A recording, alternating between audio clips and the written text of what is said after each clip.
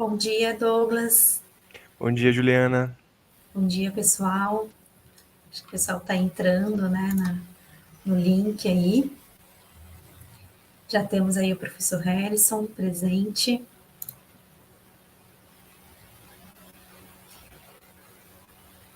Queria agradecer a presença de todos.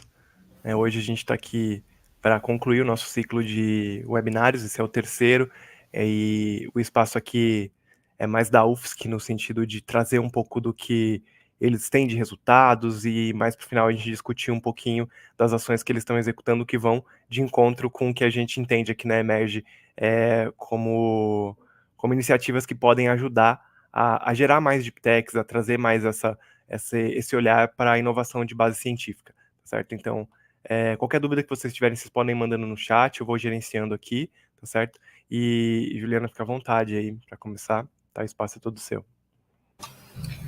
Douglas, então agradeço novamente a parceria, né? A gente está chegando aí no nosso último webinar, tivemos 2 anteriores para fechar essa jornada aí de descoberta de inovação e ciência, né? Então, eu sou a Juliana, diretora de inovação e exercício da Sinova, estou aqui com o Douglas, ele é especialista em projetos e relacionamento com instituições de ciência e tecnologia, né, da Emerge. E aí a gente só vou recapitular um pouquinho que no primeiro webinar a gente introduziu a temática, né, comentando aí o cenário de pesquisa e inovação no Brasil, né, e a gente viu o conceito de Deep Tech, que o Douglas vai abordar também um pouquinho depois, mas como uma solução de base científica para um problema do mercado, né? Então, a Deep Tech aí, ela é entendida como única, como um avanço tecnológico, científico, que é difícil de reproduzir, né? E que vai aí melhorar a fronteira tecnológica e perturbar aí as soluções existentes, e a gente relacionou a inovação radical, né? Então, esse primeiro webinar também está disponível aí, né, no YouTube da Sinova, para quem quiser resgatar. E no segundo, a gente conversou ali em maio sobre os mecanismos de transferência de tecnologia, que envolve aí a comunidade acadêmica, né? E também alguns cases de Deep Tech, né? E hoje a gente então vai abordar sobre o potencial da UFSC para inovar com as Deep Techs. Então, eu vou comentar um pouco da conjuntura da UFSC e o Douglas vai trazer aí as tendências desse setor para a gente motivar a nossa comunidade científica. Então, falando um pouquinho aqui do contexto geral, né, a UFSC tem aí cerca de 26 mil alunos de graduação, cerca de 8.800 alunos de pós-graduação. A gente viu, né, que é importante os alunos de pós-graduação entregarem aí às indústrias, né, como uma estratégia para promover a inovação, a competitividade e para desenvolver socioeconomicamente o setor produtivo, né? Então, a gente comentou um pouquinho sobre isso ali no primeiro webinar, e complementando esses dados, a gente tem na UFSC 91 programas de pós-graduação e 212 laboratórios, né? E o que além disso, 827 grupos de pesquisa, e entre 2018 e 2023 foram aí cerca de 5.960 projetos de pesquisa, né, rodando. Esses números, eles levam a UFSC a ocupar posição de destaque em muitos rankings, né? Seja nacional, seja internacional, a UFSC está sempre aí nos top 10 de universidades federais, né? E isso mostra a importância, né? Quanto a UFSC é rica em ciência, tecnologia e inovação. Então, eu vou destacar rapidamente aqui algumas pesquisas que têm aí um potencial de Deep Tech, né? A gente tem aí a nossa fotovoltaica UFSC, que a gente teve a primeira usina de hidrogênio verde de Santa Catarina. Então, a fotovoltaica, ele se dedica a estudos aí energéticos, né? Seja energia solar, hidrogênio verde. E ele está localizado ali no nosso Sapiens Park, que é um parque de inovação aqui, né? De Florianópolis. Além disso, a UFSC também tem um centro de inovação nesse parque, então mostra como a UFSC está integrada aí, né, no ecossistema de inovação, seja com ambiente de inovação, seja com pesquisa, né. E também outro destaque é a biotecnologia, né, também é uma pesquisa que tem bastante potencial aqui na UFSC. E também a gente tem uma rede de professores aí associadas à pesquisa do petróleo, né? Então, tem muita parceria com a Petrobras, então a gente também destaca essa pesquisa. E aí também a pesquisa associadas à saúde, né? A tratamento médico, desenvolvimento de novos medicamentos. Então, há muita pesquisa e desenvolvimento nessa área também. E a gente também destaca as engenharias, aí, tecnologia espacial, robótica, automação, a UFSC também tem liderado muitas pesquisas nesses aspectos, né? Então, Douglas, vocês querem comentar alguma coisa de pesquisa antes de eu entrar para a área de inovação? Já que você puxou o espaço aqui, eu queria só deixar muito claro que os números que a Juliana mostrou representam o potencial e o tamanho da produção científica de uma universidade federal de relevância como a UFSC. E uma coisa que a gente tem visto nos últimos anos, né, com mais força, e eu acho que isso é uma tendência que vai continuar existindo, é essa esse interesse em conectar cada vez mais a produção científica com as demandas da sociedade e da indústria, né? Aqui na Emerge a gente fala muito de levar a ciência da bancada até o mercado, porque a gente entende que dado que a gente vive num sistema econômico, né, que é o capitalismo, etc, e todo mundo sabe como funciona, para que algo impacte as pessoas, isso tem que ir a mercado. Mas quando a gente fala que é conectar a ciência a mercado, na prática o que a gente está querendo dizer é gerar um impacto. Né? Tem se discutido muito o impacto das pesquisas. Qual é a métrica que a gente tem usado hoje? Né? É muitas vezes o número de publicações, mas eu acho que a gente pode ir além. A gente pode olhar, por exemplo, como cada uma dessas pesquisas está impactando a sociedade, a indústria, política pública, e a gente está caminhando nessa direção. A gente tem visto muitas reportagens, muitas discussões sobre essa área na esfera pública, né, e na esfera dentro aí também dos ambientes de ensino. Então eu acho que quando a gente traz esses exemplos, como o que a Juliana trouxe, que mostram o grande potencial da universidade e, mais especificamente, a fotovoltaica da UFSC, a gente entende claramente que a ciência está lá. Essa ciência ela vai impactar as pessoas como? Ela vai impactar o nosso ecossistema como? E é impacto socioambiental. O hidrogênio verde tem toda uma questão ambiental, tem toda uma questão social, tem toda uma questão de transição energética, da gente passar para um próximo estágio em termos de sociedade, como a gente produz energia, até a questão de como a gente consome energia. Então eu acho que assim, uma coisa que a Deep Tech traz muito, como a Juliana falou, são soluções de base tecnológica que muitas vezes são disruptivas, elas modificam a dinâmica do mercado e mais do que isso, a dinâmica da gente como sociedade mesmo, né? Então é interessante pegar um pouco dessa nossa fala e olhar para isso e entender, tá, se tem tantos grupos de pesquisa, se tem tanta produção científica, como essa produção está impactando o nosso dia a dia? E eu acho que é um pouco sobre isso que a gente está trazendo. A Juliana está trazendo esses exemplos para mostrar que a ciência, sim, a ciência básica ela é importante. E muitas vezes ela começa sem saber muito para onde vai.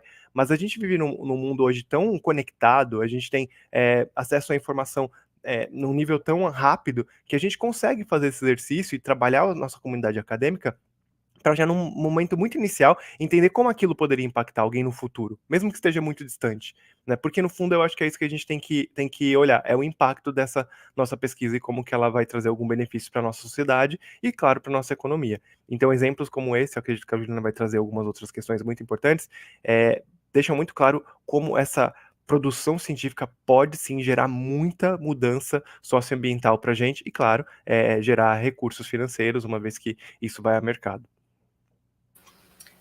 Douglas, é bem nesse sentido mesmo que eu ia continuar aqui a minha fala, porque a gente viu a importância aí de integrar a pesquisa e a inovação, né? A necessidade de desenvolver pesquisas que busquem resolver problemas da sociedade, né? Então, as ICTs, por meio de pesquisa e desenvolvimento, ela tem o potencial de fazer essas descobertas, né, que resultam em invenções e em novos conhecimentos e melhorias significativas em determinado campo de conhecimento, né? Então, essas criações intelectuais, elas então podem ser materializadas em métodos, ferramentas, tecnologias que geram valor para a sociedade e aí se caracterizando como inovação, né? Então, nesse contexto, é importante promover uma cultura empreendedora e inovadora nas ICTs, né? Para fazer esse match aí, né? De conectar a invenção à sociedade, né? Então, a UFSC, ela, desde de agosto aí de 22, né?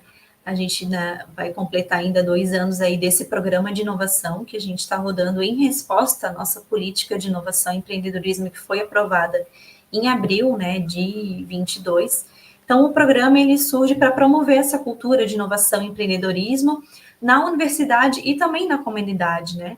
Então, ele busca atender as demandas externas e internas da universidade, criando um ambiente propício aí para projetos e ações inovadoras.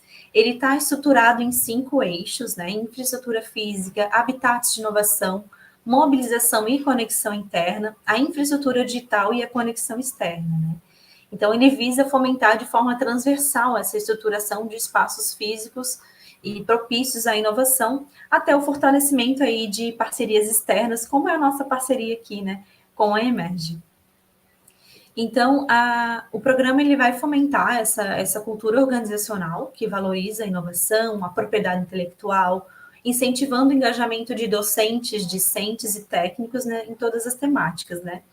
E aí, a divulgação das iniciativas é parte fundamental. Então, a gente conta aí com uma infraestrutura digital para isso, né? Então, a gente tem revista da UFSC de inovação, né? A gente tem uma agenda de eventos, a gente vai compor, instaurar aí nossa vitrine, enfim, uma série de ferramentas aí para a infraestrutura digital, né?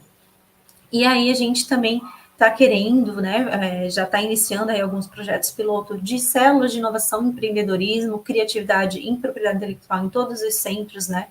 Então, esse programa, a gente tem um comitê de inovação com representantes de todos os centros, né, que fazem parte, e esse programa, ele é operacionalizado pela Sinova, né? Então, eu vou falar rapidamente, assim, porque esse programa, ele é bem robusto, né? Mas ao longo aqui da apresentação, vou comentar um pouco das iniciativas que a gente já está rodando e dar uns spoilers aí das nossas ideias também, que ainda a gente vai rodar. Então, né, até o momento, a UFSC ela tem cerca de 800 ativos de IPI no seu portfólio, né? Patente, registro de programa de computador, desenho industrial, cultivar, né? Fazem parte, né, desses ativos, e 40% deles foram desenvolvidos com instituições parceiras, né? Então, seja aí Petrobras, a Natura, Ipagre, Unicamp, também as ICTs, né? VEG, Embraer, são algumas que a gente pode citar aí como as principais que a gente tem ativo em cotitularidade, né? A UFSC, além disso, ela conta com 312 disciplinas aí de inovação, empreendedorismo, criatividade e propriedade intelectual, né?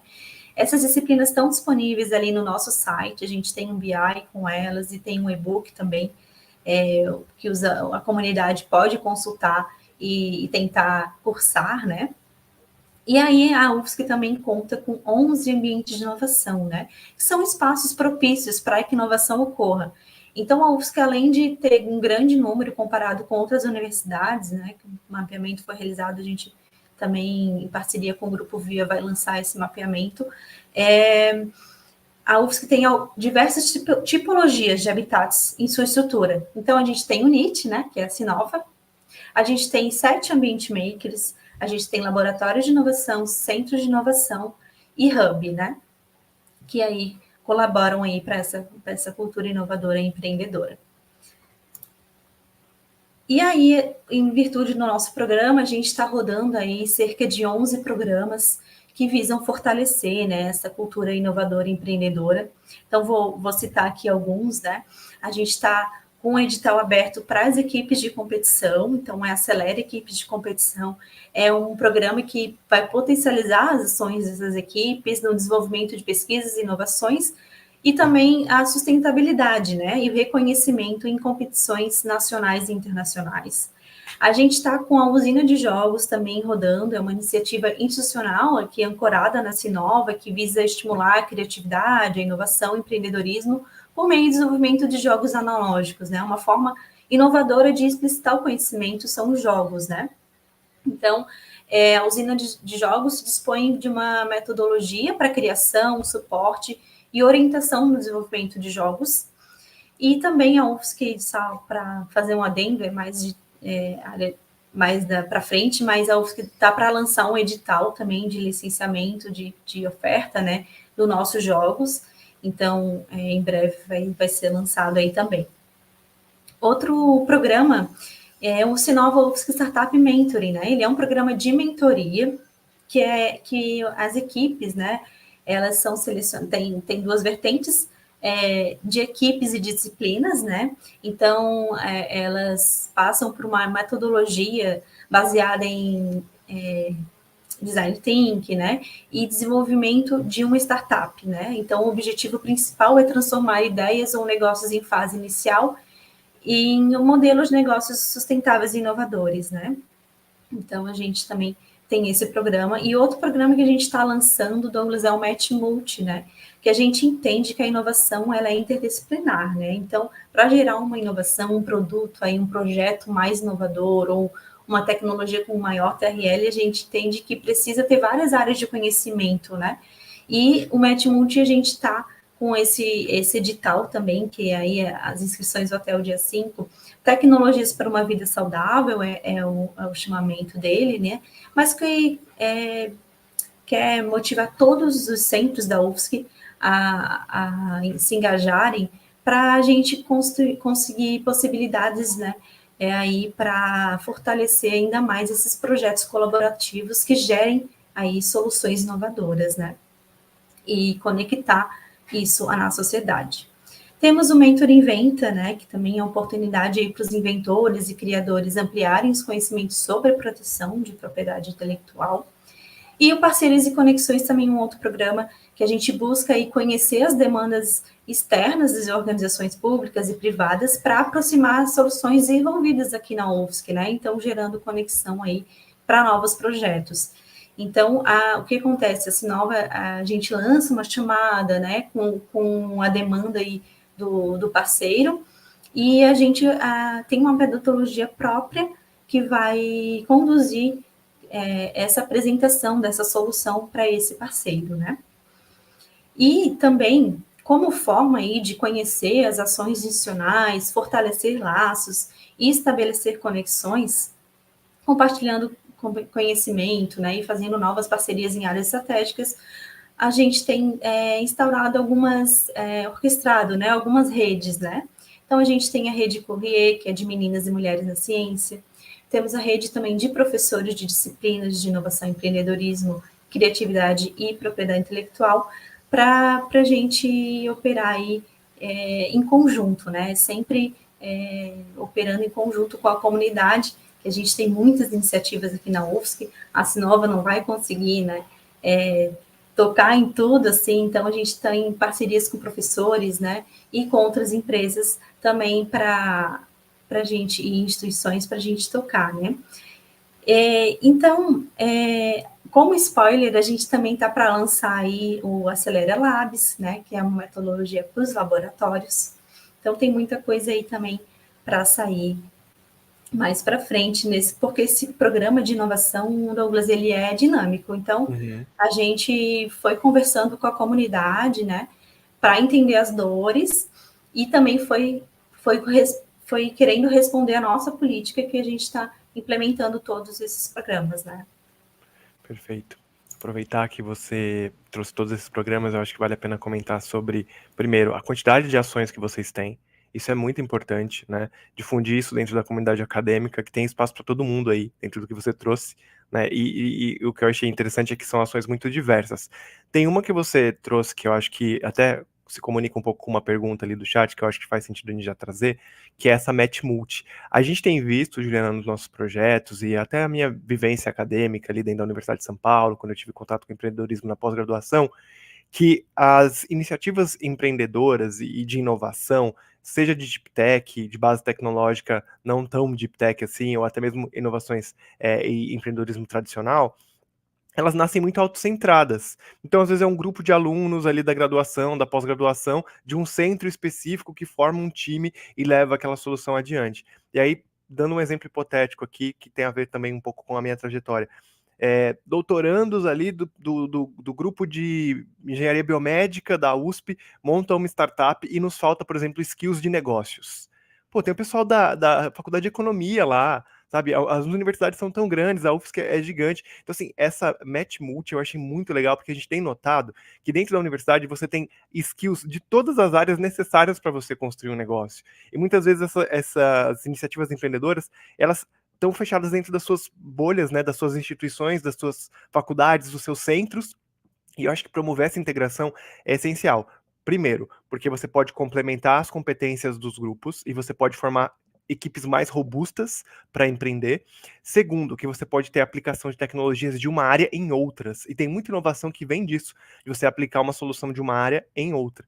E aí, nessa questão de trazer essa multidisciplinaridade para dentro da construção dessas equipes, da construção dessas soluções, eu acho que tem uma questão que a gente tem um desafio, inclusive, na própria Emerge, que é de integrar mais dentro desse processo de inovação, que são as ciências humanas e as ciências sociais.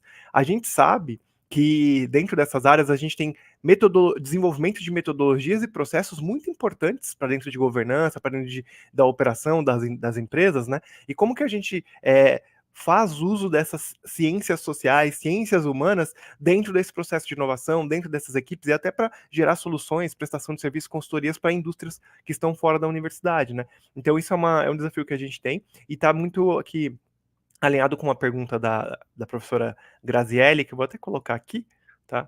Que ela comentou o seguinte, né, que não chega tanto ali os processos da Sinova nesse grupo de pesquisa dela, né, relacionado com inovação social, e ela gostaria de saber um pouquinho mais sobre como é que está essa agenda, né, como é que estão essas ações em relação à inovação social.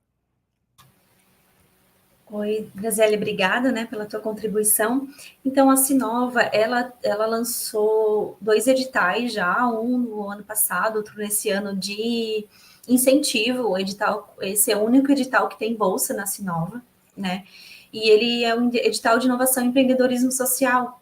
A gente tem feito um trabalho aí de divulgação, né, a gente divulga por diversos canais, mas a gente tem essa iniciativa, né, de incentivar inovação e empreendedorismo social por esse edital. Então, depois, né, tu pode dar uma olhada aí no nosso site para ver como é que funciona, para ficar aí no teu radar no próximo ano, né?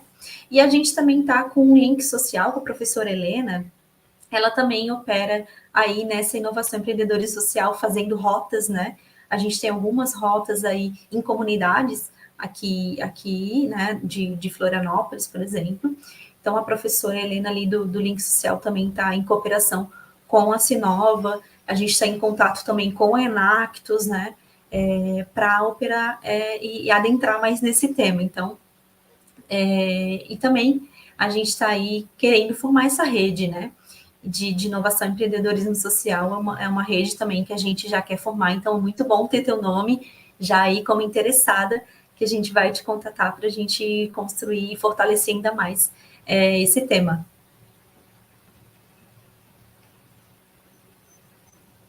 Então, acredito que eu posso continuar, né, Douglas? Sim. Então, gente, partindo ali também, né, conhecendo um pouquinho aqui da transferência de tecnologia da UFSC, né, a gente já tem aí 6 licenciamentos com exclusividade, né, a gente comentou um pouquinho como é que é isso lá no webinar de maio, né.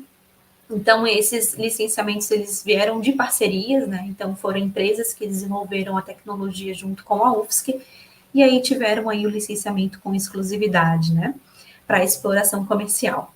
Então, a gente tem royalties, né, que são aí advindos, né, desses licenciamentos, e a gente tem um licenciamento também sem exclusividade, né, que foi uma tecnologia também desenvolvida na UFSC, e aí a empresa licenciou, e tem outras que podem também licenciar.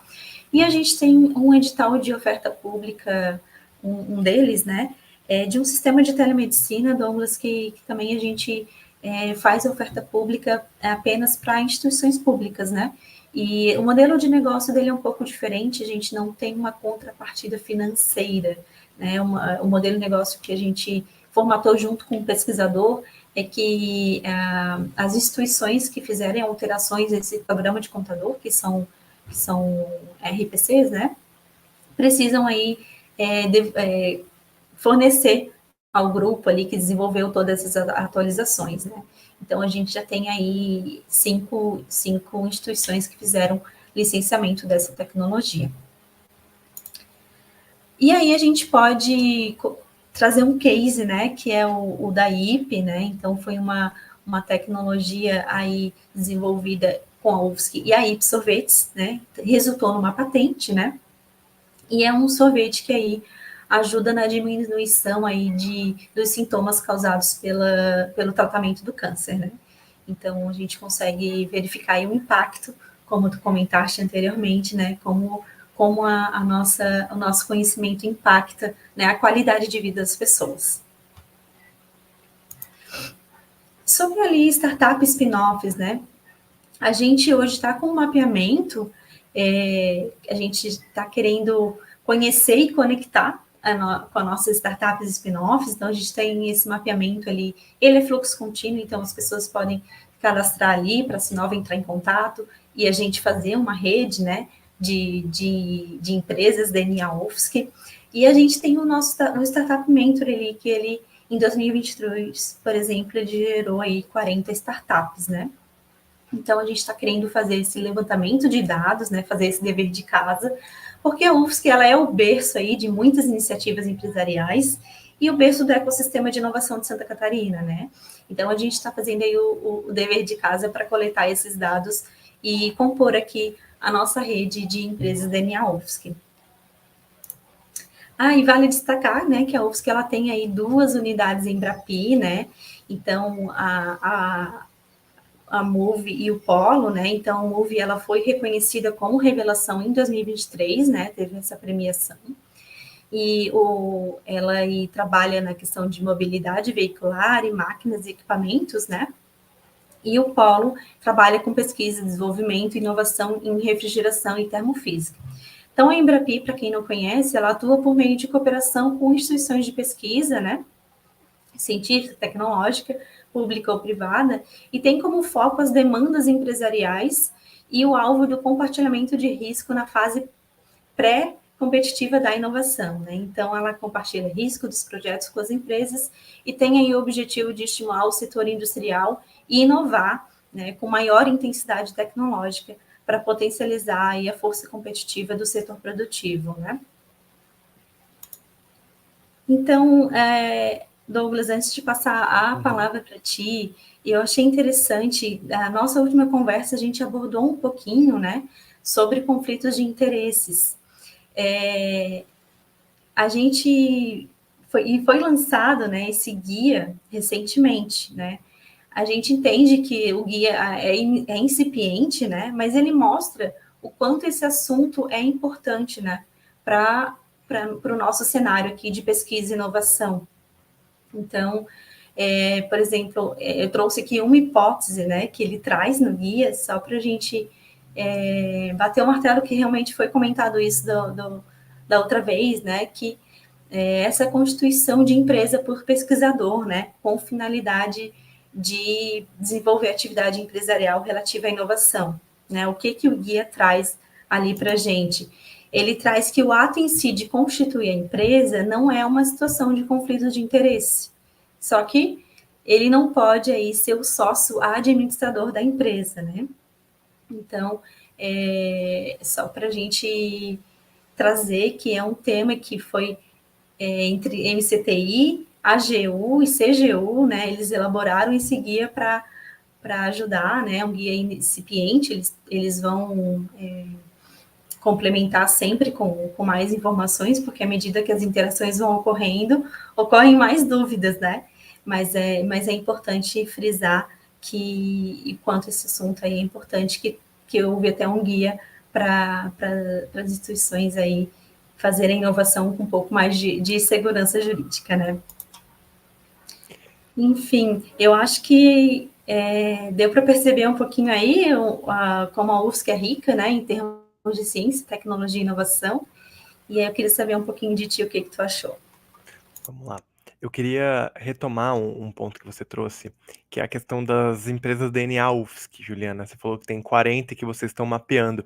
Eu queria entender um pouquinho como que foi esse processo de encontrar essas 40. Você já foi via mapeamento ou se vocês identificaram dentro do parque tecnológico, das estruturas dos ambientes de inovação, né, para construir esse primeiro pool, e qual a expectativa de vocês, o que vocês estão buscando considerar uma spin-off acadêmica, porque a gente até trouxe essa discussão, né, que aqui na Emerge a gente considera spin-off, por exemplo, mesmo que não tenha um contrato oficial, não tenha nada firmado, se é um egresso e faz uso dessa estrutura, está presente, vai em palestra, está na incubadora, a gente já entende como uma empresa DNA UFSC, DNA USP, DNA Unicamp, mas cada universidade tem a sua visão. Então, entender um pouco como foi essa estruturação, né, como vocês chegaram nessas 40 e qual que é a visão de vocês sobre o que é uma filha, uma empresa DNA UFSC. Então, aqui, em relação às 40, foram as que rodaram no nosso programa ano passado. Então, foram 40 startups que a gente rodou no Startup UFSC, Startup Mentoring, né? Então, essas 40 são desse dado aí que a gente rodou mesmo a metodologia com eles, né? Aí teve pitch, etc, né? Então, aquela questão lá, Demo Day. E desse mapeamento a gente tem 16, né? Foram 16 cadastradas, mas a gente está agora com uma oficina Profinit dedicada para isso, para levantar os dados junto com o Sebrae, junto com o nosso setor aqui de tecnologia da UFSC, para a gente selecionar essas empresas, né? Então, as empresas DNA UFSC serão um pouco da concepção ali de empresas filha, né? E spin-off já tem a concepção de que é um resultado da UFSC, né? Que gerou um resultado aqui, seja know-how, seja alguma tecnologia que é explorado por essa startup, sabe? Então a gente está com essas concepções aí em andamento assim também, né? Então a gente está estudando sobre o tema e em breve a gente vai ter os dados aí para compartilhar com a comunidade. Perfeito, não, é bem legal. E você também comentou um pouquinho das unidades Embrapi, né? Eu acho que isso, a unidade Embrapi, eu não acho que o Embrapi seja um conceito simples de entender a operação dele, né? A questão de muitos projetos serem com 3 partes, etc.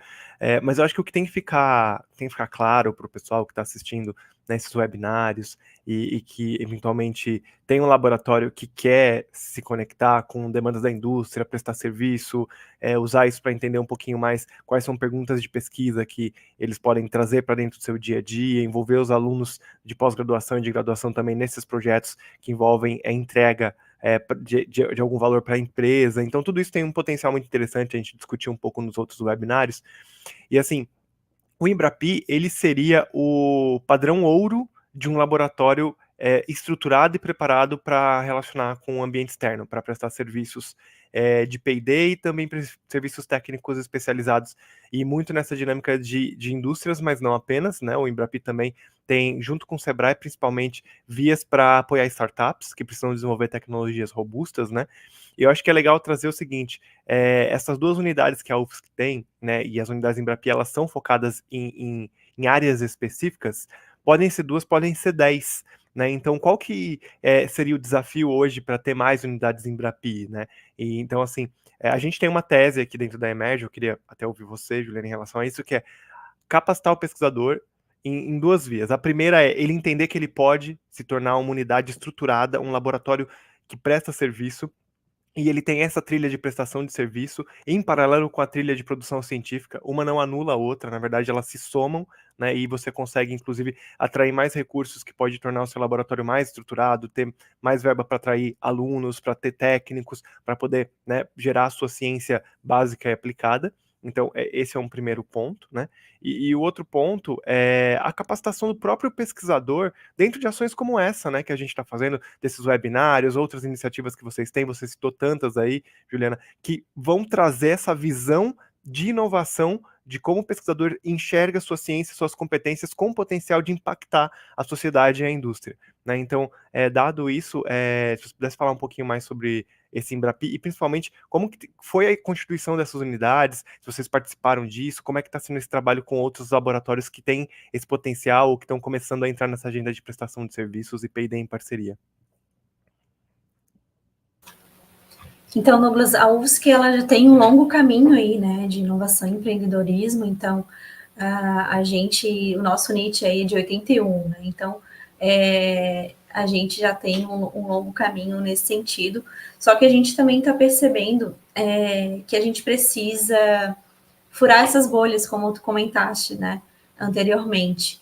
Então, a gente está com muitas ações aí de sensibilização para a temática, né? Então, ações como essas com a Emerge, a gente tem outras ações, né, que eu já comentei anteriormente, a Academy, a Sapiência também tem aqui nos ajudado a levar essa noção de empreendedorismo, então a gente precisa, e inovação, né, que a gente precisa entender que inovação é algo novo ou significativamente melhorado que gere valor. Então, as pessoas, alguns pesquisadores não se reconhecem como inovadores e eles são, né? Então, a gente está querendo levar por meio de todos esses programas essa ideia, assim, para eles e o impacto da inovação. Então, a gente, no momento, está se dedicando nesse sentido para fortalecer. Então, por exemplo, tem um exemplo aqui da incubadora, que eu não citei, incubadora de empresas juniores, né? Então, a gente tem essa incubadora que quer fortalecer esse movimento de empresa junior para ir complementar a formação do estudante, né, com habilidades e competências empreendedoras. E, além disso, a gente vai atuar ali com uma pré-incubadora de empresas juniores, para ter mais empresas juniores aqui na UFSC, por exemplo. Esse Acelera Labs que a gente quer fazer também é para trazer essa metodologia de inovação para dentro dos laboratórios, né? Então, é uma iniciativa que a gente está concebendo aqui também, que vai aí motivar a comunidade a se reconhecer, né? E como inovadora, né? Perfeito, perfeito, muito legal. A questão do movimento Empresa Júnior é muito interessante, né? Aqui na Emerge até eu posso falar, 99% do time veio de Empresa Júnior, né? Eu não passei pelo movimento Empresa Júnior, mas o restante do time todo passou. E é muito legal você ver o racional que os alunos que passam por esse processo, eles desenvolvem, né? Então são habilidades adicionais aí de entender, de fato, o que é a operação, o dia a dia, muita questão de governança, né? E as empresas júniores, elas também ajudam muitas vezes a trazer empresas para dentro da universidade, né, Juliana? Porque elas prestam serviço, elas entram em contato, elas fazem eventos, então elas são canais muito interessantes de relacionamento, né? Para que as empresas que estão fora dos muros entrem e vejam o que está sendo feito, vejam o potencial, né? Tem os professores que são os consultores, os mentores muitas vezes, né, que acompanham as entregas dessas empresas, então é bem legal porque você cria uma oportunidade de envolver os docentes e os discentes nessa conexão com a indústria, na prestação de serviços, muitas vezes consultorias, mas não apenas, né? Então é muito legal incentivar esse tipo de coisa e os alunos que estão no dia a dia acadêmico saberem que todas essas iniciativas são para eles, né? Desde a empresa júnior até a possibilidade de incubar uma ideia que veio de um TCC, ou ele está fazendo uma iniciação científica e vê potencial de inovação, pode aproveitar a incubadora. Então tem programas, né? A Juliana citou aí o programa do Startup Mentoring, que é super legal. Então, eu acho que e nosso papel aqui, né, a gente como empresa intermediária aí do ecossistema, a Juliana como pessoa aí representando a Sinova e os professores que estão dentro dos laboratórios, que têm contato com essas ações, é multiplicar isso para os seus alunos, para os técnicos, para todo mundo que está envolvido, para que pelo menos as pessoas que têm o interesse possam saber que existem essas iniciativas. A gente tem um desafio muito grande de comunicação dentro das nossas universidades, né? Elas são muito formadas por caixinhas e naturalmente elas se constituíram de centros isolados que foram se unindo, né? Muitas universidades formaram-se dessa forma.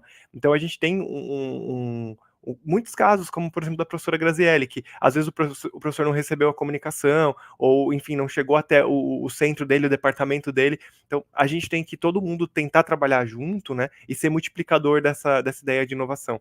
A gente consegue identificar claramente os pontos focais dentro dos vários institutos, que são as pessoas que estão, né, muito adeptas a essa pauta, e a gente fica muito feliz de ver que, além de estar fazendo tudo que os pesquisadores já fazem, tudo que os técnicos já fazem, tudo que o pessoal já faz dentro de uma universidade pública, que, enfim, a carga de trabalho é gigantesca, também está se dedicando à inovação, né, que ainda hoje, em muitas universidades, não é vista como uma métrica, não é um resultado que a pessoa vai atingir, vai mostrar que ela está meio que trabalhando a partir daquilo, né? Ela está fazendo realmente porque ela acredita naquilo, ela vê que aquilo vai impactar a sociedade, a indústria e vai trazer benefícios para o laboratório, para o pesquisador, para os alunos e para todo mundo que está envolvido. Então, é muito legal saber de todas essas iniciativas e o pessoal que está aí assistindo, né, que está acompanhando, a Juliana com certeza está super disponível para atender, né, depois aí quem está vendo na gravação e quem está aí, mandem perguntas, tá? Eu vou falar agora brevemente sobre algumas outras questões aqui envolvendo mais a Deep Tech, e eu queria já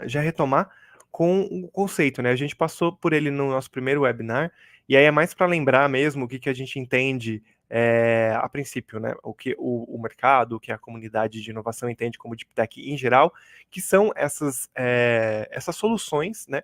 O conceito de Deep Tech nasceu muito relacionado a startup, mas hoje ele já sai desse ambiente de a gente não vê Deep Tech só em startup, a gente também vê Deep Tech dentro de laboratórios de pesquisa que podem prestar serviço, que podem patentear e licenciar, que podem, de fato, fazer P&D em parceria com as empresas. E a Deep Tech é aquela solução que você tem um risco de mercado, ou seja, não é tão simples assim você encontrar um modelo de negócios para tornar aquilo viável fora dos muros da universidade, né? Muitas vezes quem vai fazer isso ou é startup ou é empresa parceira que vai adquirir essa tecnologia ou que vai levar isso ao mercado.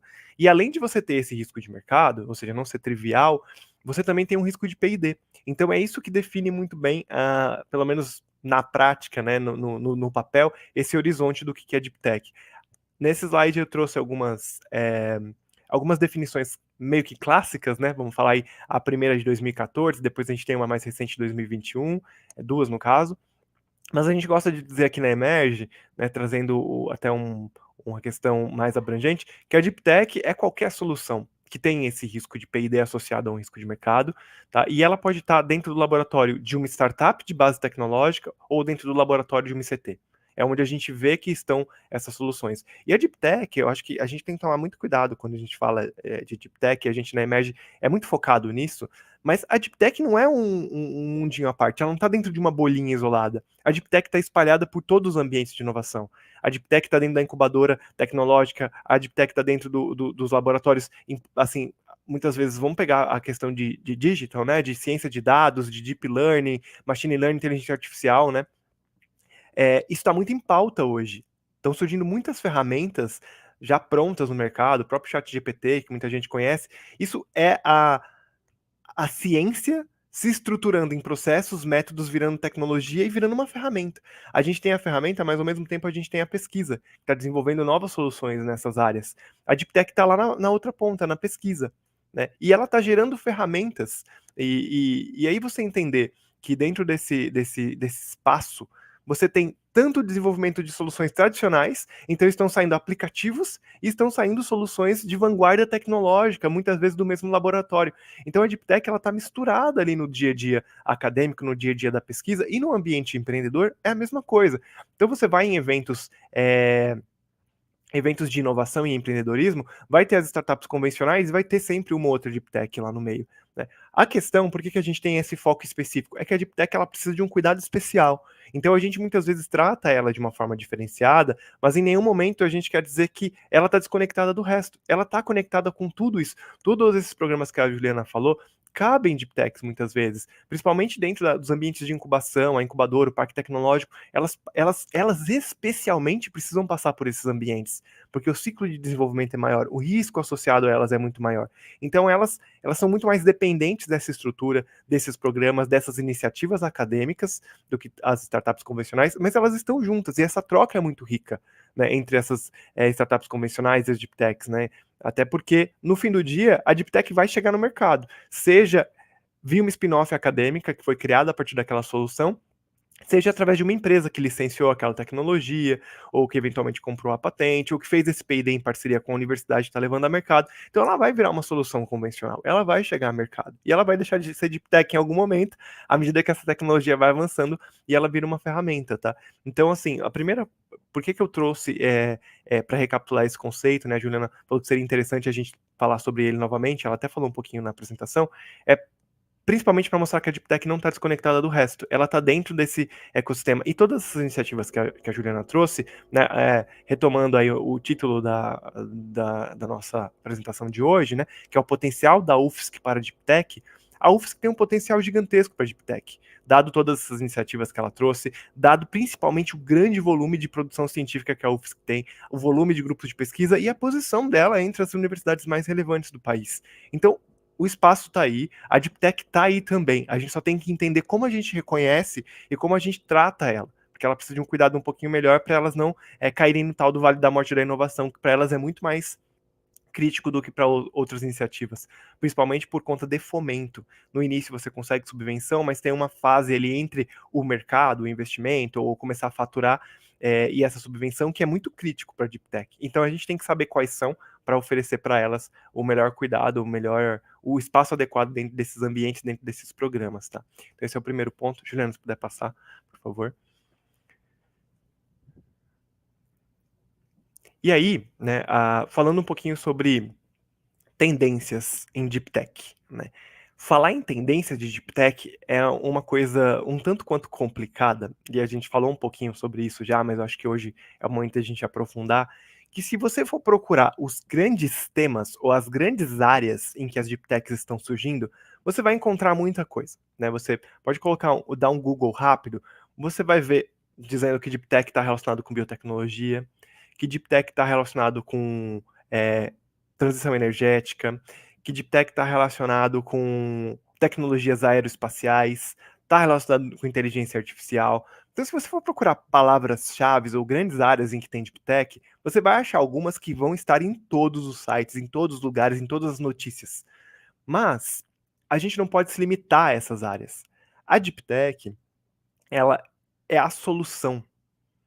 Essas áreas, elas muitas vezes identificam problemas ou grandes áreas. Dentro, por exemplo, da área de baterias, que está aí destacada, né, nessa nuvem de palavras aí de áreas onde a gente tem muita Deep Tech surgindo, dentro de baterias você vai ter soluções que são Deep Tech e soluções que não são Deep Techs, né? Então, assim, não é porque essa área está sendo muito considerada como uma área de Deep Tech que só nela vai ter Deep Tech. Isso que eu quero dizer, né?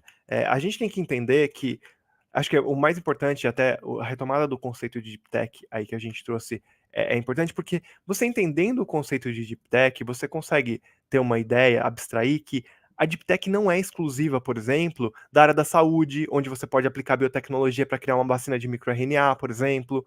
Ela não é exclusiva da área de computação quântica, embora dentro da computação quântica, por ser uma área de vanguarda, praticamente tudo que vai sair ali é um pouco Deep Tech, ou muito Deep Tech, porque é uma área de pesquisa muito recente. Então, quando a gente procura o que são Deep Techs, quais são as áreas principais de Deep Tech, o que na verdade a gente está encontrando é uma listinha de áreas onde a gente está tendo muita pesquisa de vanguarda.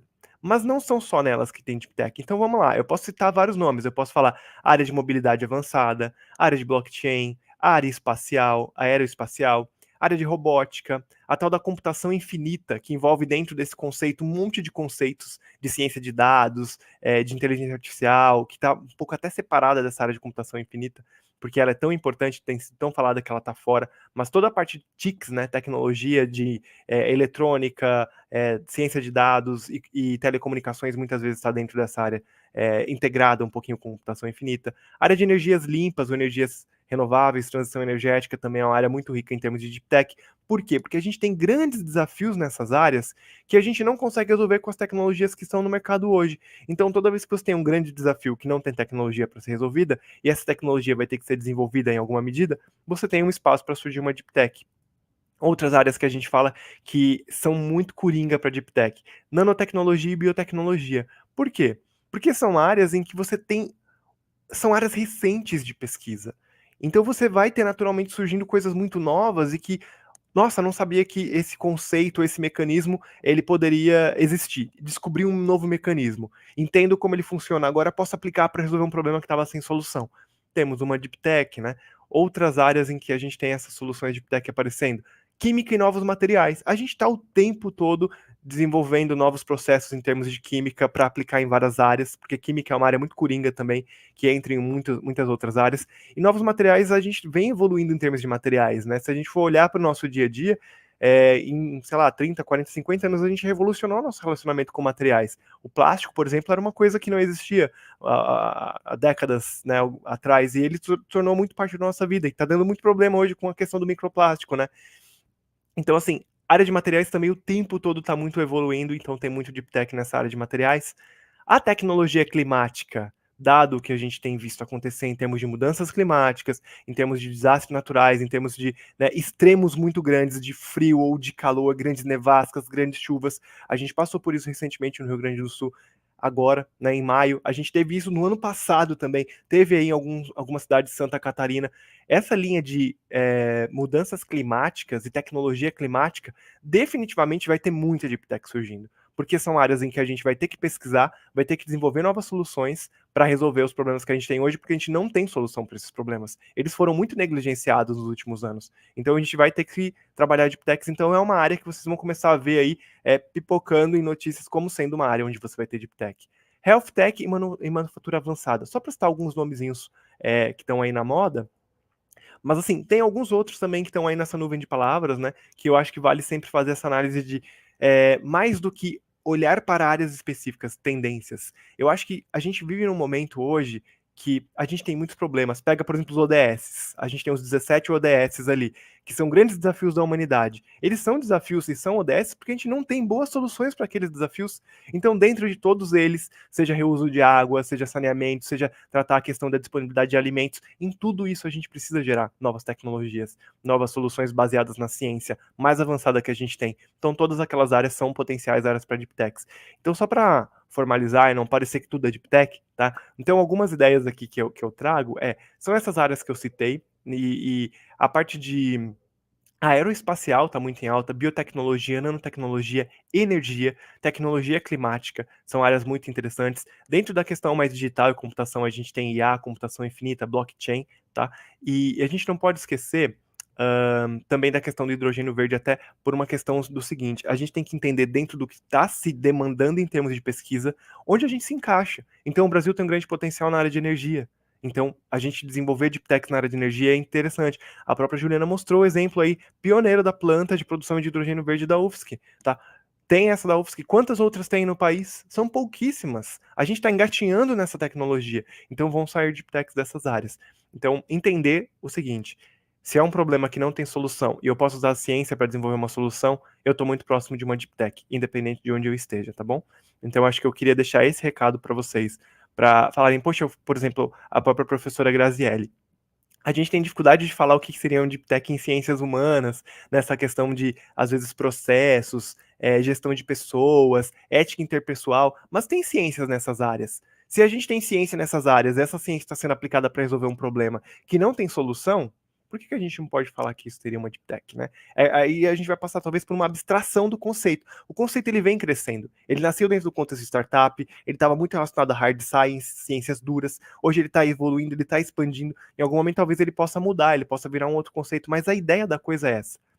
Baseado em ciência, resolve um problema sem solução. Traz uma inovação para um problema que a solução é ruim, tá? Então, novamente, isso não está desconectado do resto. Ele está conectado com todo o ecossistema, com todo o que a gente já tem em inovação tradicional. Tanto que a gente tem visto, e a gente fica muito feliz disso, o termo Deep Tech está ficando mais popular. O Sebrae, por exemplo, com o Catalyse CT, está apoiando o surgimento de mais Deep Techs. Então, muitas organizações que apoiam o empreendedorismo tradicional e já têm tradição nisso, estão começando a olhar para a Deep Tech com um olhar mais cauteloso, como a gente já vem fazendo aqui na Emerge, porque sabe que elas precisam desse cuidado.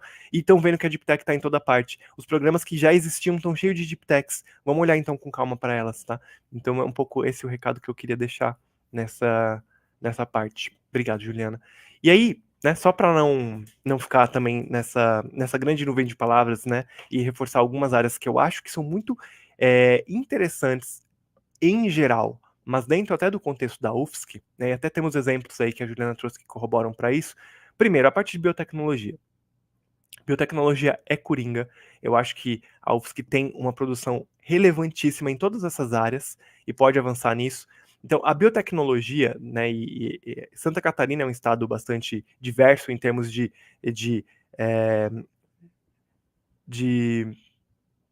áreas que geram produtos diferentes, né? Então, por exemplo, Joinville é uma região industrial muito interessante. A gente tem outras regiões que estão mais focadas na questão de agro. A gente, enfim, tem as áreas mais favoráveis à questão energética. Então, biotecnologia é muito coringa, porque você aplica em alimentos, que é uma área também gigantesca, né? Eu não sei se já está pronta, mas se eu não me engano, uma grande empresa do setor frigorífico está construindo aí uma planta de P&D, produção muito grande em Santa Catarina. Então tem espaço para alimentos, tem espaço para agricultura, tem espaço para saúde humana e saúde animal. Então biotecnologia é muito promissor para a Deep Tech. Energia limpa e hidrogênio verde, acho que eu já falei bastante, né? Sendo que os principais desafios são armazenamento, transporte e produção de energia, principalmente armazenamento e transporte quando a gente fala em hidrogênio verde, né, que é o grande desafio do hidrogênio verde ainda está sendo esse. Então, tecnologias nessas áreas costumam ser deep techs. E a parte de terapias avançadas, eu acho bastante interessante a gente citar, porque elas muitas vezes estão relacionadas também com biotecnologia, mas dentro de terapias avançadas a gente envolve uma multidisciplinaridade gigantesca. Né? E a gente vai falar em terapias celulares, anticorpos monoclonais, terapias e vacinas de RNA, microRNA, imunoterapia, terapia gênica. Então são áreas que a gente tem avanços, e dentro dos centros de saúde, dentro dos grandes centros urbanos, a gente tem esse potencial de desenvolvimento. Né? E eu acho que a UFSC nessas 3 áreas tem como avançar. Eu conheço algumas publicações, alguns trabalhos, alguns grupos de pesquisa que estão avançando muito nessa área. Então, só para citar 3 que abarcam muitos centros. Então, você pega em energia, você tem a química muitas vezes envolvida, a engenharia envolvida, a computação envolvida. Na parte de biotecnologia, você tem alimentos, você tem agrárias, então ciências da terra muitas vezes estão juntos também. E na parte de terapias avançadas, todas as ciências da saúde estão aí, inclusive junto com outras áreas, tá? Então, acho que vale a pena destacar um pouquinho, só para citar mais algumas. E, por favor, pode passar, Juliana. Vamos lá. E, Juliana, se tiver algum comentário, tá, disso que eu estou trazendo, fica à vontade aí para complementar com iniciativas e exemplos aí da UFSC.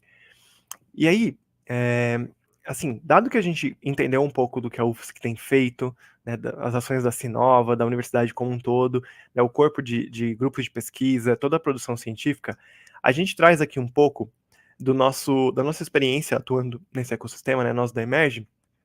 E no ano passado a gente fez um evento, a Juliana teve a oportunidade de estar lá presente com a gente, foi o Deep Tech Summit, que a gente tentou juntar empresas que estão inovando a partir da ciência, como Deep Techs, pesquisadores que estão inovando, startups, agentes de governo, decisores aí, tomadores de decisões dentro da esfera governamental, grupos de estudo que orientam políticas públicas, para discutir como que a gente consegue quebrar um pouco desse horizonte, dessas barreiras que muitas vezes a Deep Tech está isolada dentro desse universo, né? Ela não está se conectando tanto com o empreendedorismo tradicional, com as empresas que ainda não estão nessa pauta, com os pesquisadores que muitas vezes não sabem que eles têm potencial de desenvolver soluções de Deep Tech, e soluções de base tecnológica como um todo, né?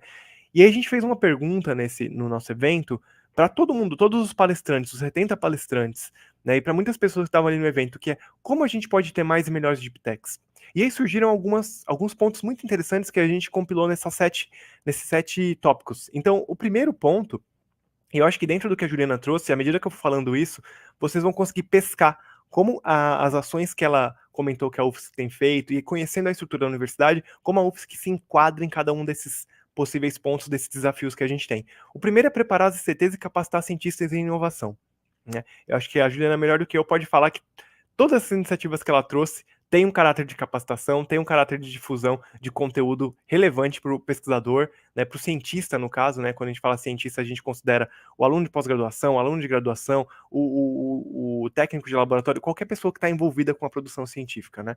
Então, capacitá-los. A segunda questão é engajar corporações para a Deep Tech. Isso é muito mais um desafio nosso. Né? A gente, como consultoria de inovação que atua com a indústria, com as ICTs, a gente tenta engajar, trazer mais empresas para dentro desse ecossistema de inovação a partir da ciência, mostrando que inovar a partir da ciência torna os produtos e serviços mais competitivos, aumenta a barreira de entrada, eleva o valor agregado, permite que essas empresas possam competir internacionalmente. Né? O Brasil ele tem um mercado interno muito grande, e isso muitas vezes faz com que as empresas se mantenham dentro do nosso mercado. A gente precisa que essas empresas saiam. Para elas saírem, elas têm que ser mais competitivas. Então a gente tem que engajar mais corporações para olhar para os nossos CTs e olhar que dentro das CTs está muitas vezes a resposta para elas serem mais competitivas. Uma outra questão muito importante é aumentar as políticas públicas para inovação. Então quem que vai fazer isso? Bom, os gestores públicos. Mas quem que vai pressioná-los para isso? A comunidade acadêmica, a população, né? Então a gente entender que existe espaço, a gente tem as fundações de apoio, que estão junto com a universidade, as fundações de amparo, que, no caso, a FAPESC, que está lá junto com a Secretaria de Ciência e Tecnologia do governo. Então, trazer essas pessoas para dentro do nosso dia a dia, eles muitas vezes são abertos à discussão. A Juliana, que está aí participando da parte administrativa da universidade, sabe que eles vêm para eventos, eles estão dispostos a nos ouvir. Então, levar para eles as nossas demandas para que eles possam tomar decisões e gerar políticas públicas para a inovação. A gente tem que participar disso e aproveitar esses canais que existem, né? Então, a gente tem uma responsabilidade, eles sim vão fazer acontecer, eles vão colocar essas políticas públicas em prática, mas a gente tem que pressioná-los e levar nossas demandas para eles, né? E criar esses espaços de conversa, é muito importante. Outra coisa que a gente precisa, que aí também tem um pouco mais a ver com a questão das indústrias, da nossa atuação como consultoria de inovação, é ter um venture capital mais focado em deep tech, ou seja, fundos de investimento, seja de fundos mesmo, ou seja, o corporate venture capital, que são quando empresas criam fundos para investir em deep tech. Como que a gente vai fazer com que tenha mais venture capital? É maturidade de mercado. É a gente ter mais cases, a gente criar um ecossistema mais robusto para mostrar que tem sim potencial e existe sim um potencial de retorno financeiro de investir em deep tech. E aí a gente vai ver cada vez mais esses fundos se estruturando. Quanto mais recursos a gente tiver, em pesquisa é a mesma coisa. Quanto mais recursos para pesquisa você tem, maior a produção científica, maior o avanço científico. Quanto mais recursos para inovação você tiver em deep tech, mais deep techs a gente vai ter, menor vai ser o risco dessa tecnologia não conseguir chegar ao mercado porque faltou investimento, ela morreu ali no Vale da Morte da inovação. Desde que ela seja boa, desde que o time esteja bem preparado para levar isso ao mercado. Outro ponto muito importante, incentivar negócios ambiciosos e com perspectivas globais. Isso é muito crítico. Até puxo um pouco essa questão que eu falei do mercado interno. É muito comum, gente, e eu passei por isso também, tá? Eu acho que é natural. O Brasil, a gente está numa posição, a gente está na América Latina. Os nossos vizinhos falam todos espanhol. A gente está muito olhando para o mercado norte-americano, para o mercado europeu, né? Tem muita relação com o mercado chinês. A gente não fala mandarim.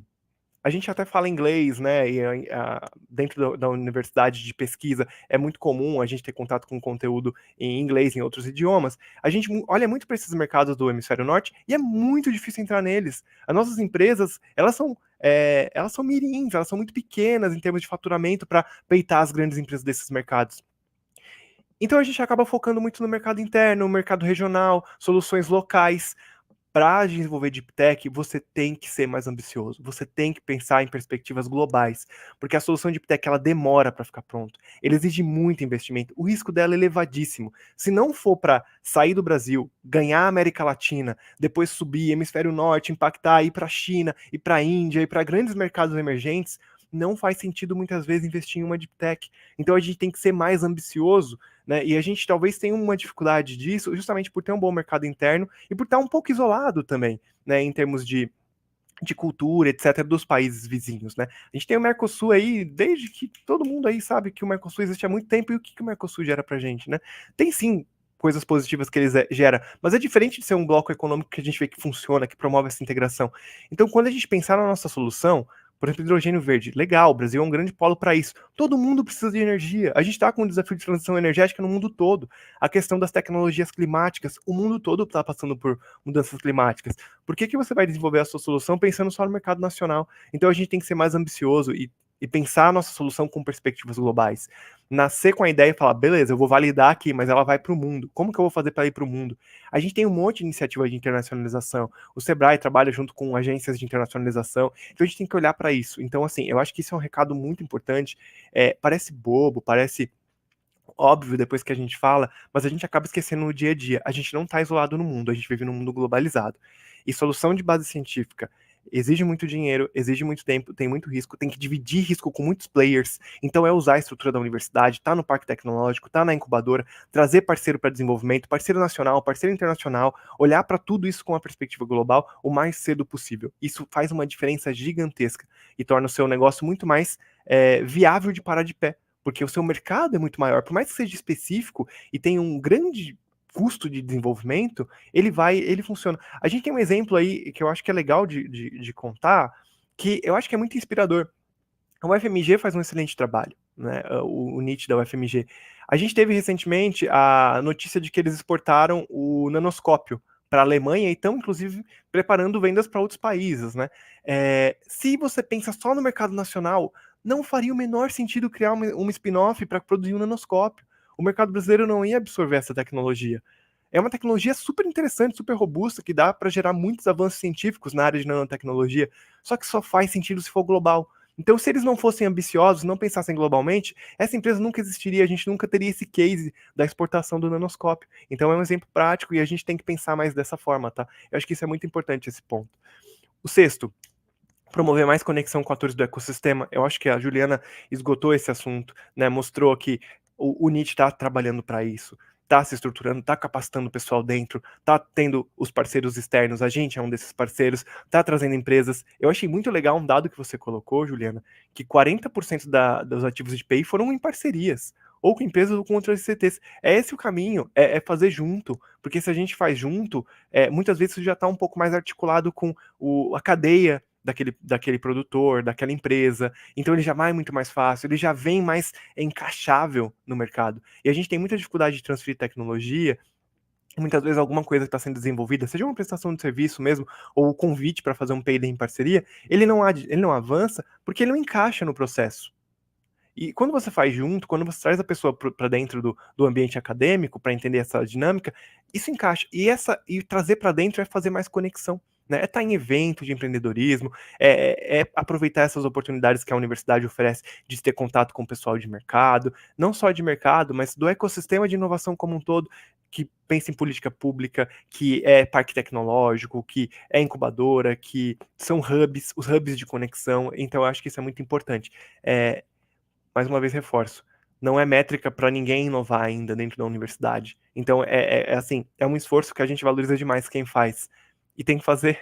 Infelizmente, é um esforço, né? Que todo mundo tem que fazer. Então, se você consegue participar desse ecossistema, é muito bom, porque você consegue fazer essas pontes, criar esse networking e gerar resultados. E por fim, esse é um desafio gigantesco da gente como Emerge, e essa ação que a gente está fazendo nos ajuda nessa pauta, né? E eu acho que é um desafio também dos NITs e de todas as instituições que estão trabalhando com Deep Tech, é difundir o conceito de Deep Tech e caso de sucesso. A gente não tem ainda nenhum unicórnio de base científica no país. Né? A gente tem fintech, a gente tem outras áreas aí que tem vários unicórnios surgindo no Brasil, mas ainda não de base científica, não de Deep Tech. Ainda talvez vai demorar um tempo para a gente ter isso. Mas assim, a gente tem que difundir que Deep Tech não é bicho de sete cabeças. Deep Tech tá no nosso dia a dia, a gente nem sabe. Tá no laboratório do lado, tá no nosso laboratório, tá ali na incubadora. Tem um monte de empresa incubada, tem 2, 3, 10% de Deep Tech, talvez, dependendo da incubadora, né, do como a incubadora seleciona esses projetos de base tecnológica. Então elas estão por aí. A gente tem que fazer com que as pessoas que são deep techs entendam primeiro que são deep techs. A gente já teve contato com empreendedores, né, que vieram da universidade, que falam, cara, eu não sabia que existia esse ecossistema. Eu estava inserido ali nos ecossistemas tradicionais e eu me senti um patinho feio, um peixe fora da água. Eu precisava de um apoio diferente. Então, primeiro, difundir esse conceito para quem é deep tech entender que é deep tech, que o processo é diferente, é muitas vezes mais difícil porque tem o desafio de mercado, o desafio tecnológico, e entendendo o que é, procurar quem vai apoiá-los. E aí a gente consegue, além de difundir o conceito, talvez incentivar a geração de mais deep techs. E a UFSC, eu acho que dentro do que a Juliana trouxe, não sei se ela queria comentar algum ponto específico desses, né, ainda tem mais alguns slides aqui pra gente passar, que eu vou entrar um pouquinho nisso, mas assim, tem ações que ela comentou que para mim estão claramente alinhadas com alguns desses pontos, né? E eu não sei, qual que você acha que talvez seria o mais crítico desse dentro do contexto da UFSC, Juliana? Douglas, então antes de responder essa pergunta, só para voltar um pouquinho, né? Eu acho que esse slide ele contempla muito o ecossistema de inovação dos Deep Techs, né? Então eles têm aí a investidor, política pública, ICT, né? Então esse ecossistema ele precisa aí cada vez mais ser fortalecido, né? Para que sim as Deep Techs aí sejam, de repente, daqui a pouco tenha mais casos de unicórnio, né? E aí a gente possa ter mais tecnologias aí de alto impacto, né? Porque, assim, a gente viu, assim, que a UFSC ela é totalmente aderente com as Deep Techs, né? Então, isso eu constatei, assim, aqui com as nossas capacitações ou formações aqui desses webinars, né? Então, por exemplo, a gente vai lançar agora, nesse ano, o satélite que vai aí ajudar nos eventos, na prevenção de eventos climáticos, né? Então, satélite UFSC. Então, aí, tecnologia aí espacial que tem essa área temática, bem como a questão da energia, né? Então, figura bem, assim, todo esse exemplo, né? E assim, só para comentar também que, né, nosso pró-reitor, nossa diretoria, eles têm bastante interlocução, né, com o governo federal, com o governo estadual, para ter mais investimento em pesquisa, desenvolvimento e inovação aqui na UFSC, né? Então, tem bastante ação nesse sentido também, né? Que a gente pode figurar ali no programa de parcerias e conexões, por exemplo, né? E a tua questão foi sobre o desafio, qual deles é o maior desafio? Qual vocês acham aí dentro da atuação, do conhecimento de vocês, que é o maior desafio aí?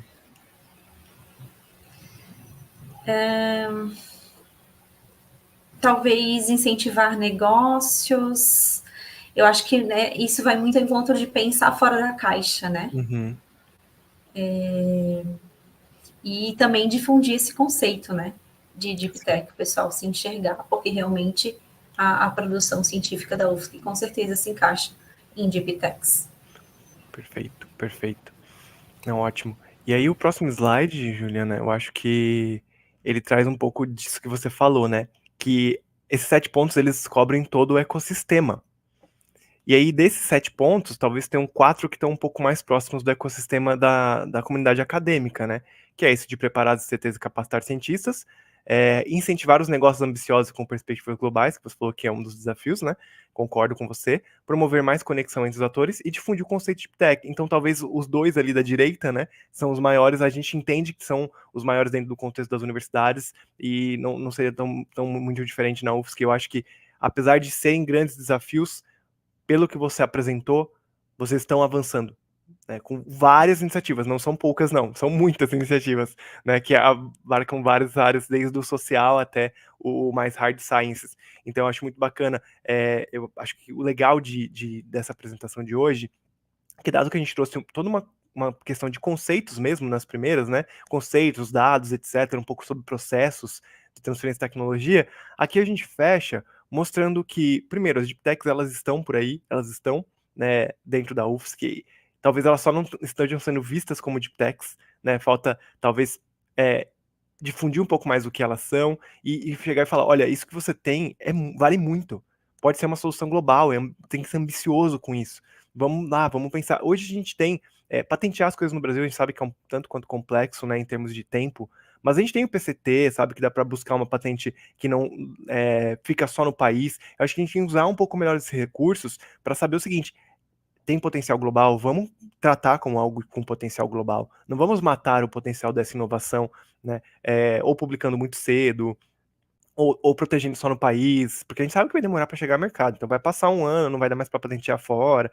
etc. Então eu acho que são pontos muito críticos e é legal de mostrar assim que a gente está meio que na mesma página, né? A gente que trabalha no ecossistema, a gente que atua com inovação em deep tech. Então a Juliana trouxe 2 pontos críticos que são praticamente os 2, né, mais críticos e que estão dentro dos 4 que a gente entende que são os mais próximos da universidade. Então valida que, né, que a gente está realmente caminhando junto. Eu acho que esse é o objetivo, né? Mostra uma integração dos agentes do ecossistema, né? A gente tem ciência dos desafios e a gente está tentando trabalhar junto para resolvê-los.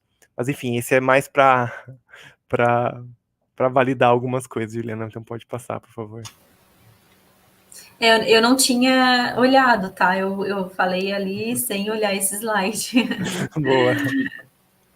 E aí, né, falando um pouquinho sobre o ecossistema, já para encerrar, então a gente trouxe, né, a Juliana trouxe uma fala muito rica em termos da estrutura da UFSC, e aí falando em Deep Tech especificamente, né, então a mensagem, acho que a principal que eu queria deixar hoje é isso, que as Deep Techs fazem parte do ecossistema de inovação tradicional, porém elas têm um risco tecnológico muito alto, um longo tempo de desenvolvimento, e dependem muito mais dos agentes que, para algumas soluções, não são tão necessários assim.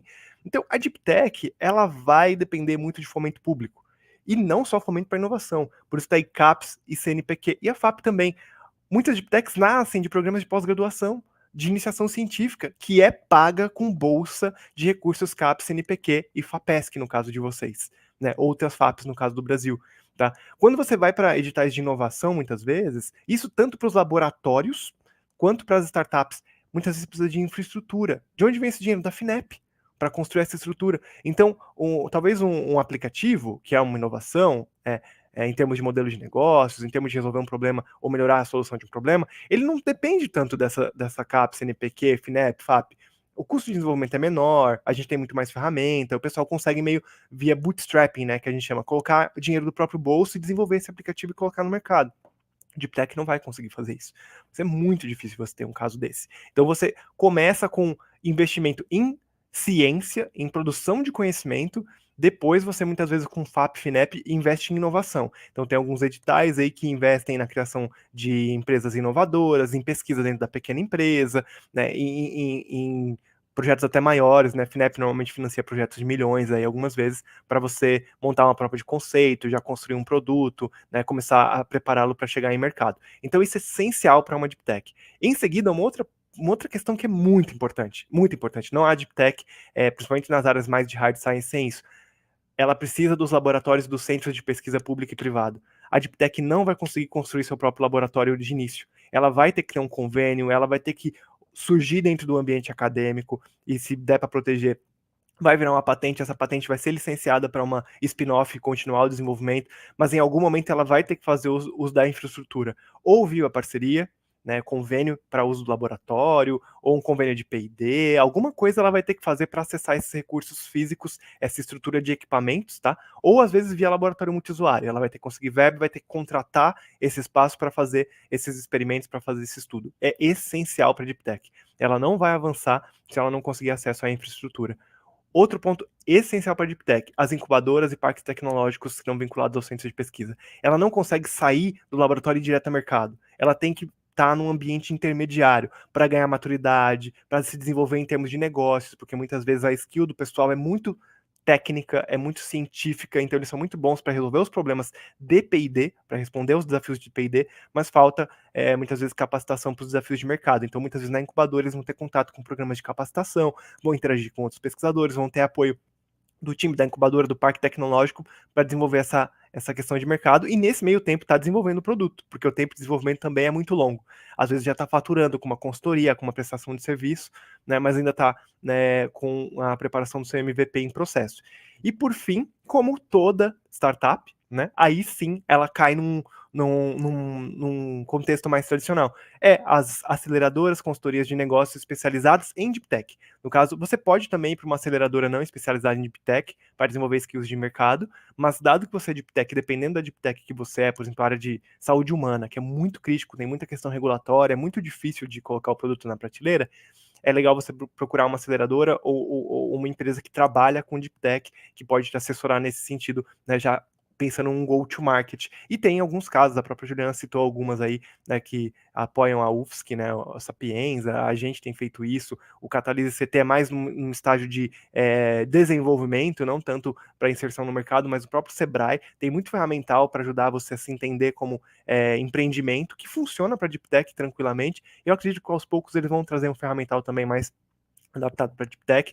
Então, a gente está aí, né, os agentes do ecossistema e a própria universidade, né, ela está desenvolvendo conhecimento, aprendendo mais sobre essa área, vai poder apoiá-los como nessa questão de go-to-market, nessa fase mais final do processo, que aí entra mais em voga os desafios de mercado. Mas seria isso. Então, o ecossistema de Deep Tech ele é um pouquinho diferente, principalmente nessa fase inicial, que a Deep Tech ela depende de algumas coisas que os negócios tradicionais não necessariamente dependem. Tá? Então, queria só reforçar isso. Pode passar, Juliana. Se quiser falar, claro. Douglas, só uma questão, esse no caso, esse ecossistema, né, que tu mencionasse agora, ele é mais relacionado ali à empresa, né, a startup. Sim, definitivamente. Muito bem colocado. Muito bem colocado. Quando a gente tem a questão do laboratório, só para não ficar vazio, né? Ele vai, sim, depender de fomento, o CAPS, NPq, etc. E ele vai. O laboratório já está resolvido, né? A questão, ele já está no laboratório, então ele já tem acesso à infraestrutura, então ele pode só desenvolver. Talvez o desafio nesse caso seja na questão de como pensar a melhor modalidade de levar isso ao mercado, de transferência de tecnologia. Né? Se vai patentear, se vai serviço, etc. Isso, e aí nesse caso a Sinova, né, ela em conjunto com o pesquisador, ela vai auxiliar para conciliar esses interesses, né, do setor produtivo e da universidade nessa transferência de tecnologia. Exatamente. Então até vale aí esse ponto muito bem observado, Juliana. né, faltou aí o slide do esse é para startups, esse é para o pesquisador, tá? Mas acho que ficou claro para vocês. E aí, para encerrar, né, eu trago só duas oportunidades aqui, na verdade, né, uma oportunidade meio que conjunta que a gente tem na Emerge e que a gente está fazendo um mapeamento das Deep Techs brasileiras para o Deep Tech Summit, que é um evento que vai acontecer aqui em São Paulo, tá? E as Deep Techs que se inscreverem poderão escolher se querem participar do prêmio e da feira de startups que vai ter no evento do Deep Tech Summit aqui em São Paulo. E a nossa ideia é realmente encontrar as Deep Techs, porque é muito difícil. Às vezes a Deep Tech não sabe nem que é Deep Tech, ela não se identifica como Deep Tech, a gente não consegue encontrá-la para ajudá-la, para apoiá-la, para integrar ela nesse ecossistema. Elas estão muitas vezes escondidas aí dentro dos ambientes de incubação, vinculadas a alguns laboratórios, lutando aí para conseguir desenvolver seus produtos. Então a gente está com essa oportunidade aberta. Então a partir do nosso site ali, tem algumas informações, e via plataforma, que é a Converge, né, essas startups podem se inscrever. Então, no caso, a gente está mapeando CNPJs aqui. Além disso, tem uma outra oportunidade que é aberta para todos os pesquisadores, que dentro dos projetos da Emerge, a gente tem algumas linhas de atuação que é com empresas. Então, a gente identifica a demanda da indústria e mapeia soluções dentro das universidades que possam resolver essas demandas. E todo esse mapeamento, a gente está concentrando a operação dentro dessa plataforma que é a Converge. Na verdade, tudo que a gente está fazendo na Emerge hoje é via plataforma. Para você se inscrever para os webinários, para você se inscrever para os programas de mapeamento, para você se inscrever nas oportunidades para startups, se você é uma startup. Então, fica o convite aí para quem quiser já se integrar, né? A plataforma, vocês podem entrar ali, criar seu login, senha, preencher algumas informações sobre sua competência, formação, etc. Não precisa preencher tudo de uma vez. Uma vez que você criou o login e senha, vocês podem ir completando o perfil de vocês com calma. E estando dentro da plataforma, a vantagem é que assim que sair uma oportunidade, vocês podem simplesmente ir lá e clicar em inscrever-se, porque os seus dados já estão lá, né? Então você já está cadastrado e você também vai receber as nossas comunicações de, olha, abriu uma oportunidade em novos materiais. Se você é da área da química, por exemplo, das engenharias de materiais, etc., a gente vai conseguir saber pelo seu perfil ali, né? Pela sua área de atuação, que essa oportunidade é para você e pode ajudar a fazer essa ponte. E, claro, a Sinova faz parte disso, né? Então, dentro dessa plataforma, os NITs vão ter uma área também, né? Os NITs parceiros da Emerge, para poder fazer essa gestão, né? Entender quais são as oportunidades que estão abertas e ajudar também nessa divulgação, tá? Então, a gente está concentrando toda a nossa atuação na plataforma e fica o convite aí para vocês entrarem. Tem outros webinários também que vocês podem assistir de outras universidades e por aí vai. Então, obrigado aí para vocês e espero que tenha sido produtivo. Tá? Foi muito legal ouvir aí, conhecer também, porque eu não tinha essas informações, né, do tamanho da UFSC em termos de produção científica e todo esse potencial, e fechar esses webinários, né, do conteúdo que a gente trouxe nos dois primeiros, mais esse, de como, de fato, a gente tem muito espaço para inovação em Deep Tech, a gente só precisa fazer esse trabalho de difundir um pouco mais e conectar quem precisa com as iniciativas certas, né, e as iniciativas existem, as Deep Techs existem, a ciência existe, então acho que o nosso desafio é conectar todas essas pontas, né, Juliana? Sim, com certeza, mas eu acho que a gente está avançando, né? Essas conversas que a gente fez ajudou muito, não só acho que a nossa comunidade, mas a própria Sinova, né? A se motivar também e fortalecer ainda mais, né? As Deep Techs. Só agradecer, né, Douglas? Foi realmente muito rica todas as tuas participações, né? O pessoal tem elogiado bastante, sim, então a gente acho que está fechando com chave de ouro hoje, né? Uhum. E aí a Sinova se coloca aí à disposição, né? Para estar junto aí com a comunidade, para a gente conseguir trazer inovação para a sociedade, né? Fazer essa ponte. Então, a gente vai ter ainda, né, muitas ações em conjunto, a gente vai fazer essas oportunidades, né, fazer rodar aqui na UFSC, as oportunidades para a empresa e que a UFSC tem alguma solução, né, para oferecer. Então, a gente ainda tem bastante caminho aí pela frente. Boa. Eu agradeço a oportunidade, foi muito rico para a gente também, tá? Participar dessas ações com vocês e fazer esse bate-bola mesmo, né? De trazer a visão, a interna, os processos de vocês, é muito rico para a gente aprender. E eu acho que para difundir isso para toda a comunidade da UFSC, para que eles percebam que sim, existe uma estrutura, né, que está trabalhando duro para garantir que esse caminho para a inovação esteja pavimentado, para que o pesquisador possa, de fato, trilhar caso ele tenha interesse nessa pauta. Então, mais uma vez, obrigado pela oportunidade, foi um prazer conduzir esses 3 webinários com você, Juliana, e poder, enfim, levar um pouco do que a gente está fazendo, do que a UFSC está fazendo para toda a comunidade acadêmica, né, da UFSC e de algumas pessoas de fora da UFSC também, né, que eventualmente estão assistindo, né, e eu fico também à disposição, tá, da mesma forma como a Juliana se colocou aí, então os nossos contatos, e qualquer dúvida é só, né, falar que a gente tenta ajudar vocês. É isso, então. Muito obrigada, pessoal, pela participação, né? Aqui a Débora, o Maicon, o Bartolomeu, todo mundo aí, a Graziele que conversou aqui com a gente no chat. Obrigada, pessoal. Obrigado, pessoal. Tchau, tchau.